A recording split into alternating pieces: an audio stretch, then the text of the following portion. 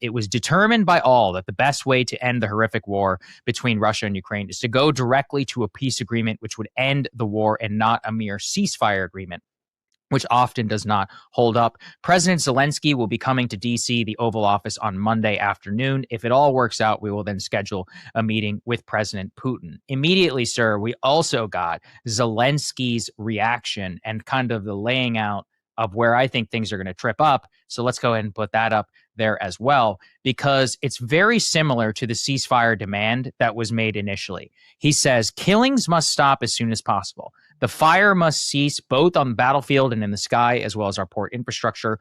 All Ukrainian POWs and civilians must be released. Pressure must be maintained with the aggression and occupation. In my conversation with President Trump, I said that sanctions could be strengthened if there's no trilateral meeting with Russia. Sanctions are an effective tool. And then security must be guaranteed reliably and in the long term with the involvement of both the Europe and the U.S. All important to Ukraine must be discussed with Ukraine's participation. So it appears, given the context, sir, of everything that you've laid out here, that we see that Trump is now dropping the initial ceasefire demand, which effectively, as you said, wouldn't make a lot of battlefield sense for Russia. But on the peace agreement terms, he's accepting this European, or at the very least, the European and the Ukrainians are effectively demanding the same ceasefire that Putin just rejected, as well as a laundry list of other things that are unacceptable to the Russians. So how do you expect then the Monday meeting to go with President Zelensky in the Oval Office?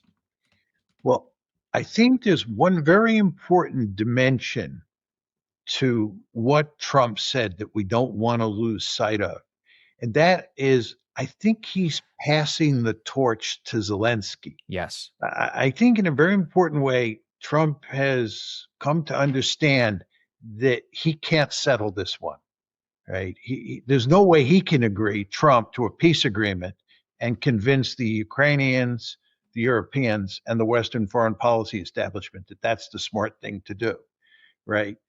And he can't convince Putin to agree to a ceasefire. So what can Trump do?